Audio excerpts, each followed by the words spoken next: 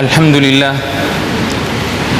لله نحمده ونستعينه ونستغفره ونؤمن به ونتوكل عليه ونعوذ بالله من شرور أنفسنا ومن سيئات أعمالنا من يهده الله فلا مضل له ومن يضلله فلا هادي له نشهد أن لا إله إلا الله وحده لا شريك له نشهد أن سيدنا ونبينا ومولانا محمدا عبده ورسوله نشهد أنه قد بلغ الرسالة وأدى الأمانة ونصح الأمة وكشف الغمة وجاهد في الله حق جهاده وتركنا على البيضاء ليلها كنهارها لا يزيغ عنها إلا هالك صلوات الله وسلامه عليه ومن تبعه بإحسان إلى يوم الدين. أما بعد فقد قال الله تبارك وتعالى في كتابه بعد أعوذ بالله من الشيطان الرجيم بسم الله الرحمن الرحيم ما جعل الله لرجل من قلبين في جوفه وما جعل أزواجكم اللائي تظاهرون منهن أمهاتكم وما جعل أدعياءكم أبناءكم ذلكم قولكم بأفواهكم والله يقول الحق وهو يهدي السبيل ادعوهم لآبائهم هو قسط عند الله فإن لم تعلموا آباءهم فإخوانكم في الدين ومواليكم وليس عليكم جناح فيما أخطأتم به ولكن ما تعمدت قلوبكم وكان الله غفورا رحيما. صدق الله العظيم. عن سهل بن سعد رضي الله عنه قال رسول الله صلى الله عليه وسلم أنا وكافل اليتيم في الجنة هكذا وأشار بالسبابة والوسطى وفرج بينهما أو كما قال عليه الصلاة والسلام والحديث أخرجه البخاري. Estimados irmãos, Allah subhanahu wa ta'ala concedeu-nos um código de vida. Allah subhanahu wa ta'ala concedeu um livro a Muhammad sallallahu alaihi wasallam, livro este que nos orgulhamos a tempo inteiro. Allah subhanahu wa ta'ala diz Hudan lil muttaqin, é orientação para os tementes. Allah subhanahu wa ta'ala chama de Tibyana li kulli shay, é um livro esclarecedor de todos os aspectos. Allah subhanahu wa ta'ala chama de Nur, é luz, é orientação. Todo aquele que assegurar este livro será bem guiado e aquele que desdenhar, der costas a este livro, este indivíduo ficará perdido. O profeta sallallahu alaihi wasallam, dentre os seus legados, diz taraktu fikum ma in tamassaktum bihima lan tadillu ba'di abada. Eu deixo convosco algo, se vocês forem a segurar firmemente nisto, jamais vos desviareis. Este legado do profeta sallallahu alaihi wasallam é o Corão, e este legado que o profeta sallallahu alaihi wasallam deixou é o seu método de vida, que é a Sunnah. O nosso dia a dia é orientado pelo Corão. O nosso dia a dia é orientado pela Sunnah. Nós vamos encontrar práticas, vamos encontrar palavras, vamos encontrar incentivo do profeta sallallahu alaihi wasallam, práticas, aquilo que eram hábitos e até dizeres do profeta sallallahu alaihi wasallam, nos orientando em várias vertentes da nossa vida. Na conversa de hoje nós vamos pegar algo que tem a ver com algumas práticas, ou podemos assim dizer, se trata de opção de algumas pessoas, em algum momento por força maior e em outro momento por opção. Estamos aqui a falar o caso da adoção ou da tutela de uma criança. Temos como nosso tema reflexão em torno da adoção no Islã. Falamos da adoção de filhos. O que o Islã menciona acerca desta prática, que é a adoção? Adotar uma criança. É permissível no Islã adotar uma criança? O Islã não permite adoção. A adoção é haram no Islã, não é permitido. O que é adoção é importante nós entendermos para sabermos o que não é permitido ou por que a adoção não é permitida no Islã. O nosso tema é uma reflexão. Vamos fazer uma reflexão daquilo que é a adoção, vamos enquadrar naquilo que é a realidade que vivemos e vamos trazer a sunnah, o ensinamento corânico daquilo que é a adoção na nossa percepção, e teremos um direito comparado. Um direito comparado, um direito islâmico e um direito civil. A nossa conversa irá se basear numa comparação da nossa lei da família. Estou a falar da lei 22/2019, de 11 de dezembro, de 11 de setembro, que é uma nova lei que revogou a antiga lei da família, que era a lei 10/2004, de 25 de agosto. A lei da família que temos. Portanto, a nossa conversa vai se cingir num direito comparado. Vamos ver aquilo que nós vivemos dia a dia, aquilo que os nossos tribunais julgam, aquilo que é nossa opção, não é? Neste caminho que é a adoção. Qual é a alternativa que nós temos para chegar àquilo que o nosso legislador ordinário prevê e aquilo que é instituído por Allah subhanahu wa ta'ala? Como nós termos o mesmo resultado, mas na vertente estabelecida por Allah subhanahu wa ta'ala. Para nós entendermos isso, temos que fazer, não é, entendermos a parte oposta. Como temos sempre dito,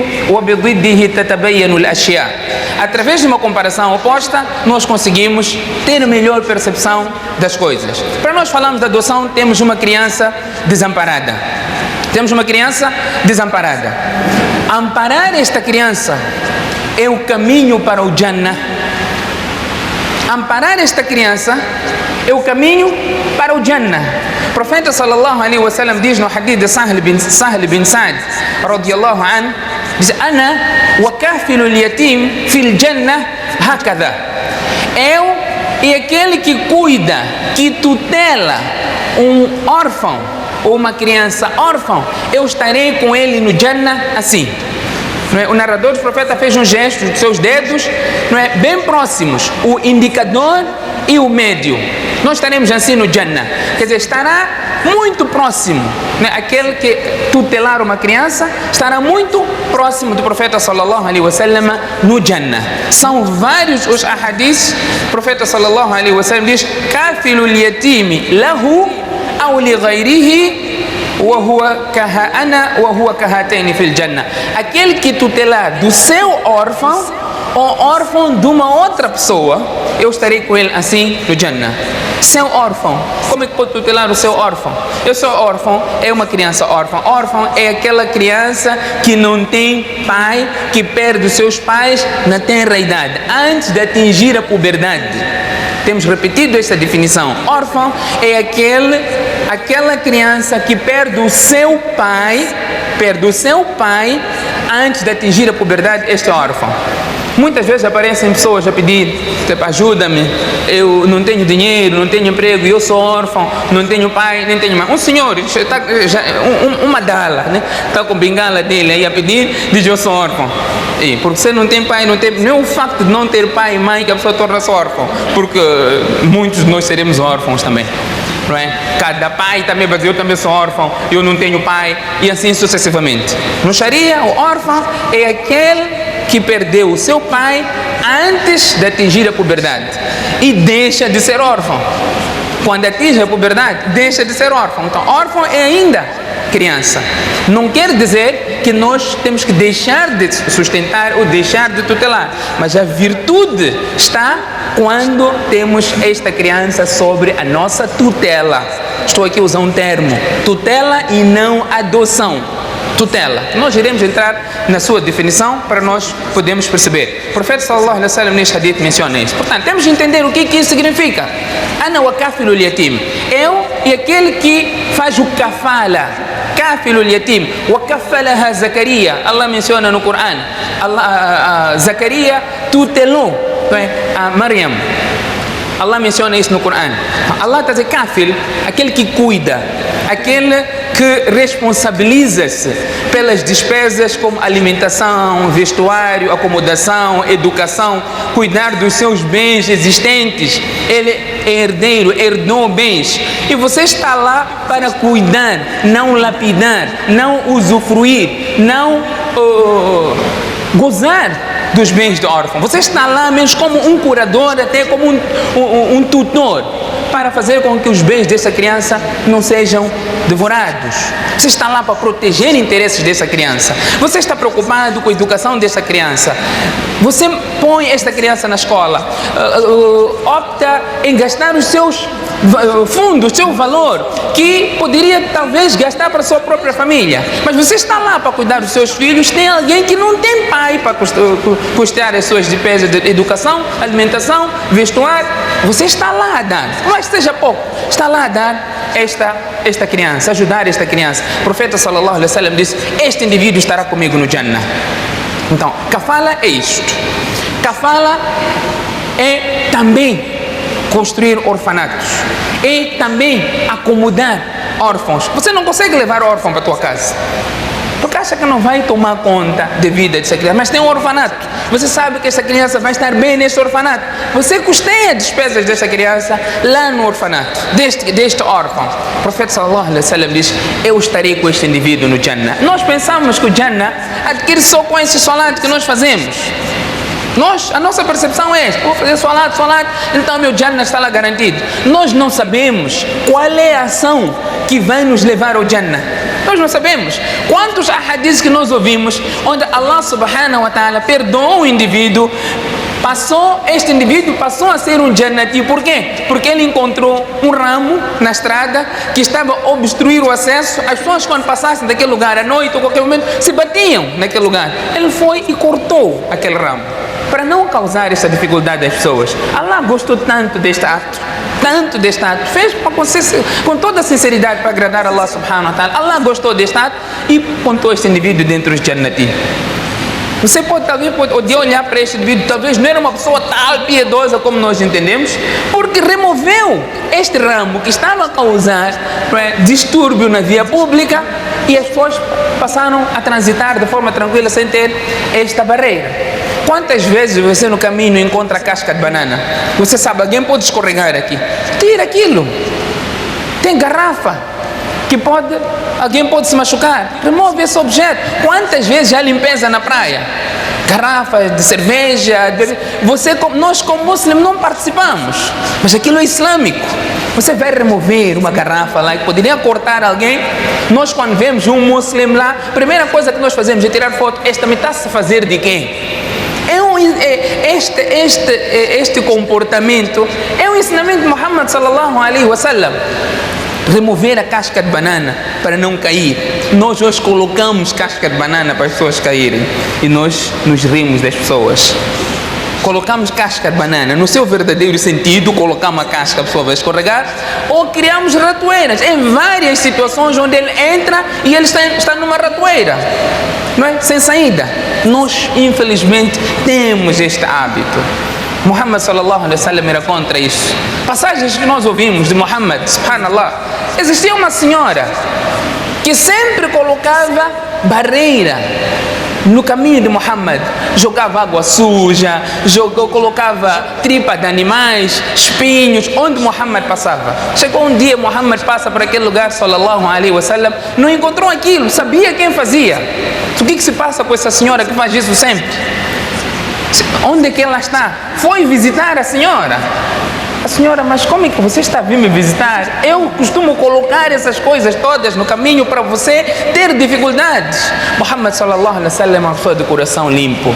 Senão eu senti falta disso. Por isso eu me preocupei contigo. Onde é que você está? Hoje não colocou a barreira. Senhoras, ashhadu an la ilaha illallah wa anna Muhammadan Rasulullah. Foi o motivo da senhora abraçar o Islã. Esta era a conduta, esta era a prática. Allah diz: Uswa hasana. Muhammad, laqad kana lakum fi rasulillah uswatun hasana. Muhammad era uma personalidade, excelente exemplo, excelente exemplo. Wa innaka la'ala khuluqin azim. Tu és um indivíduo de uma conduta, de um caráter nobre. Os nossos irmãos, os nossos amigos só queixam de quê? Conspiração da pessoa mais próxima tua. Está lá como um grande conselheiro, mas é um grande iblis.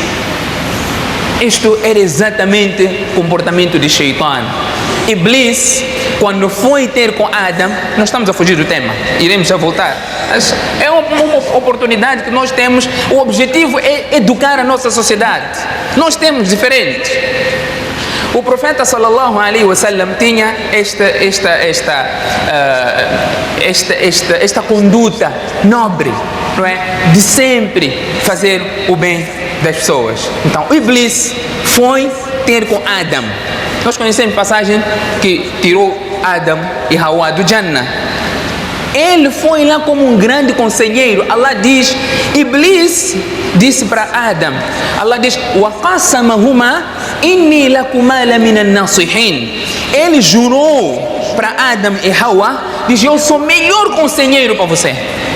Aceitam o que estou a dizer. Aproxima-se da árvore que Allah proibiu você ir. Aproxima-se, eu sou o melhor conselheiro. Allah diz, فَدَلَّهُمَا بِغُرُورٍ. Colocou num grande engano. Eles foram enganados por Iblis enquanto estavam a jurar. Portanto, Muhammad sallallahu alaihi wasallam era desta conduta, deste caráter, e deixou este legado para nós, a cuidar dos órfãos. E Allah subhanahu wa ta'ala, em vários versículos do Corão, como nos hadiths, nós vamos encontrar aquele indivíduo que está para usufruir dos bens dos órfãos, come bens dos órfãos. Allah diz, o profeta sallallahu alaihi wasallam diz, este é um pecado destrutivo. Ijtanibu sab'a al-mubiqat. Abstenham-se de 7 pecados destrutivos. Dentre os pecados, o profeta sallallahu alaihi wasallam mencionou, o profeta sallallahu alaihi wasallam diz, wa aklu mal al-yatim. Consumir bens dos órfãos. Temos a tutela do órfão, outro lado está aquele que está para usufruir dos bens dos órfãos. Aquele que cuida dos bens dos órfãos. Allah subhanahu wa ta'ala mencionou, o professor Sallam falou da recompensa que ele vai ter, e aquele que está para injustamente se aproveitar dos bens dos órfãos, innal ladhina ya'kuluna amwala al-yatama dhulman innama ya'kuluna fi butunihim nara. Aqueles que consomem bens dos órfãos, oprimindo-os, estes estão a ingerir dentro dos seus estômagos, Allah diz, nara, estão a consumir fogo. E dentro em breve entrarão naquele fogo abrasador. Allah subhanahu wa ta'ala diz, Ara'aita alladhi yukadhibu bid-din. Não viste, não reparas para aquele que rejeita o dia do julgamento? Fadhalika alladhi yad'u al-yatim. É aquele que repele o órfão. Repele o órfão. Não trata bem a órfão. Allah subhanahu wa ta'ala diz, فَأَمَّا الْإِنسَانِ إِذَا مَا ابْتَلَاهُ رَبُّهُ فَأَكْرَمَهُ وَنَعَّمَهُ. Quando Allah subhanahu wa ta'ala dá uma posição nobre ao homem, ele diz, فَيَقُولُ رَبِّي أَكْرَمَنِ. E fala, Allah subhanahu wa ta'ala honrou-me. وَأَمَّا إِذَا مَا ابْتَلَاهُ فَقَدَرَ عَلَيْهِ رِزْقَهُ. Quando Allah testa-o e restringe o seu rizq, o seu sustento, ele diz, Allah subhanahu wa ta'ala humilhou-me. فَيَقُولُ رَبِّي أَهَانَنِ. Allah diz, Kalla. Não é isso, não é nada disso. Bala tukrimuna al-yatim. Vocês não honram os órfãos. Não honram os órfãos. Portanto, o Sharia incentivou a estas práticas, nós cuidarmos dos órfãos, e nós vamos ver os sahabas tinham esta prática de cuidar dos órfãos. Aisha radiyallahu anha tinha esta prática de cuidar dos órfãos. Vamos entrar nesta parte que é um direito comparado. Direito comparado, o que é a adoção na vertente legal e a adoção. Se temos enquadramento deste dispositivo legal civil no Islã. Portanto, para nós falarmos da adoção, temos que ir para a sua definição conforme a lei. A lei diz que a adoção é um vínculo que, à semelhança da filiação natural, mas independentemente dos laços de sangue, se estabelece legalmente entre duas pessoas. Portanto, aqui nós temos algo que é importante nós entendermos. A semelhança da filiação natural, que o filho que você leva alguém para se tornar o seu filho, como se fosse a semelhança da filiação natural, como se fosse o seu verdadeiro filho. Você pega num bebê numa criança e dá os mesmos direitos, não é? Registra como se fosse o teu filho próprio. Este é o alcance. Temos outros artigos, conforme o legislador, ele remete a outros artigos para melhor percepção. Portanto, eu já fui para lá simplesmente para nós termos o nosso tempo maximizado, aproveitamos da melhor forma. Portanto, isto não é permitido no Islã, porque não existe igualdade entre aquela pessoa que o legislador ordinário, não é? A lei diz que é igual ao filho. No Islã não é igual ao filho. Não é igual, por quê? Porque temos os direitos sucessórios. Direitos sucessórios, questões relacionadas à herança. Questões relacionadas à herança. Se você tem ele como se fosse o seu verdadeiro filho herda de ti. Enquanto que aquele que você adotou na lei civil tem mesmo direito, de facto. Mas no Sharia já não tem mesmo direito. No Sharia, aquele que você tem como filho adotado não tem mesmo direito como verdadeiro filho. Na lei civil tem um filho que herda, portanto aquele que é adotado é como se fosse o verdadeiro irmão, então tem mesmo direito. O Islã não deu este direito. Mas você diz, olha, esta é uma criança que eu cuidei desde bebê, é como se fosse um verdadeiro filho, portanto eu morrendo ele não vai ter nada. Existe alternativa para tal. Qual é a alternativa? É o testamento. Tem um testamento, e este testamento não pode passar 1/3 dos bens. Você pode fazer o testamento para favorecer e para beneficiar esta criança, não é, que você tem como criança adotada. Existem efeitos na lei relacionados a esta criança que você adota e passa a ser como seu verdadeiro filho. Pela adoção, os efeitos da adoção. Pela adoção, o adotado adquire a situação de filho. Esse é um efeito. Pela adoção, o adotado adquire a situação de filho do adotante e integra-se com os demais descendentes da família. Não é a mesma posição do Sharia. Não temos mesmo enquadramento. E o legislador ainda diz, extinguindo-se as relações familiares entre o adotado e os seus descendentes colaterais naturais. Quer dizer, a criança adotada que você tem como teu verdadeiro filho, quando ele passa a ser o teu verdadeiro filho, os pais biológicos desta criança deixam de ser pais desta criança.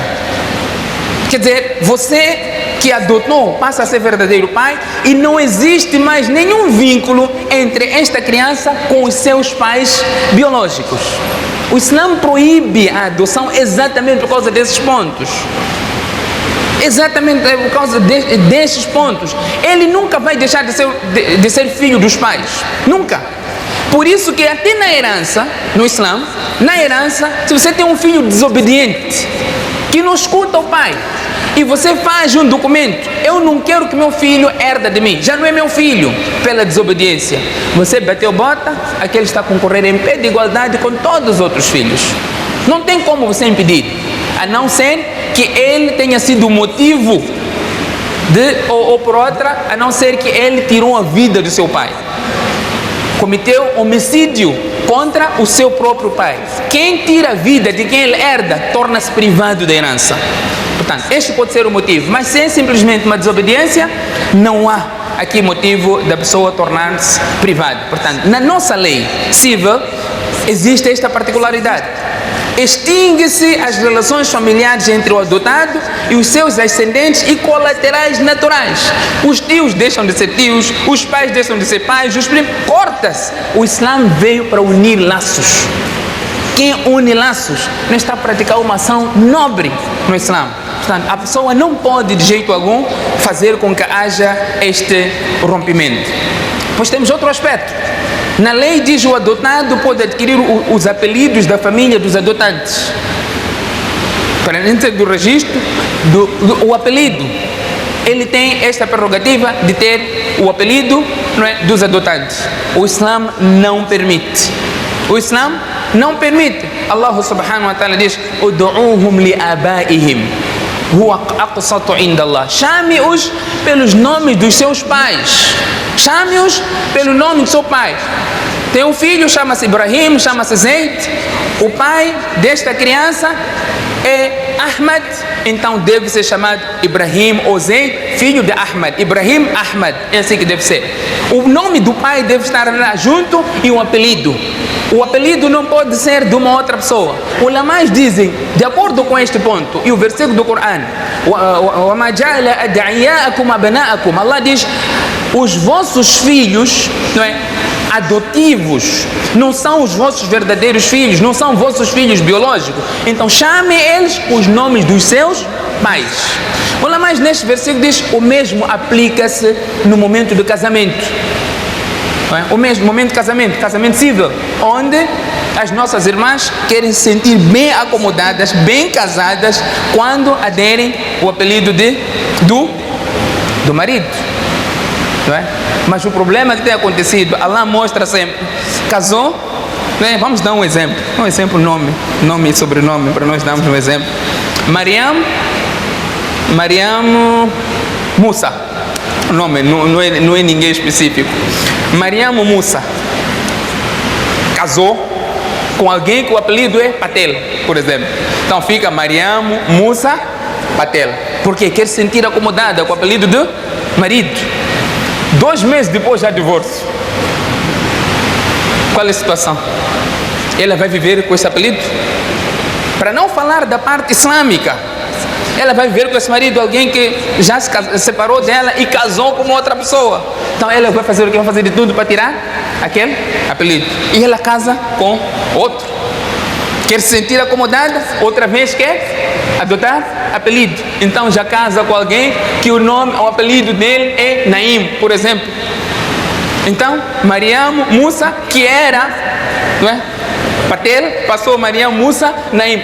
A pessoa fica inidentificável. Não se identifica a pessoa. Os nomes estão para identificar as pessoas. Portanto, não é permissível. Allah diz, nós temos que chamar as pessoas com os seus devidos nomes. Casou, este casamento termina e o teu nome não termina. No dia de Qiyama, nós seremos chamados nossos nomes e nome dos nossos pais, não do teu sogro, não de apelido da tua família, do teu pai. Então não deixe enganar, sentir-se bem casada. Este é o princípio, ideologia do Ocidente e não islâmico. Até aquela criança que você tem como tutela, Allah diz, você deve chamar aquela criança com o nome do seu próprio pai e não chamar de qualquer outro nome. Depois temos a questão sucessória, que é a parte da herança. Como já falei, a nossa sequência, a parte da herança, não existe aqui herança. Ele é um estranho. Esta criança que cresceu ainda torna-se estranho para os filhos deste casal, até para aquela senhora, porque não é filho. O ulamás até dizem, a melhor forma, se você tem uma criança que está tutelar, para não criar constrangimentos a posterior, depois de crescer, amamente esta criança. Amamentando a criança, quando estiver ainda na idade de amamentar, que é até 2 anos ou 2 anos e meio, se a senhora, a mãe, amamentar esta criança, então esta criança torna-se filho de leite. Então torna-se haram, torna-se mahram. Os filhos da senhora, para com esta criança que foi amamentada com esta senhora, tornam-se irmãos de leite. Então já não há necessidade daquele hijab todo. O critério aqui extingue, porque é um irmão de leite. Portanto, esta é uma das alternativas. Esta criança, se não for amamentada, não existir esta alternativa, este desvio, tem que fazer hijab para aqueles com quem cresceram junto, porque é um estranho. E por ser estranho, é permissível, aquele que viveu como se fosse irmão ou irmã, é permissível eles casarem. É permissível. Quando há este registro, você levou essa criança, hoje vão adotar as crianças, vão levar as crianças lá na Índia, em outros lugares, chegam cá e registram com o seu próprio nome. Isso é haram. Não se pode fazer, porque protegendo o nome desta criança, esta criança dificilmente poderá se casar com a sua irmã, Porque vai ter lá o registro, tal fulano, filho de tal fulano, no momento do casamento. Há esta comparação de identidade, documentação, dizer que não, são irmãos, não podem casar.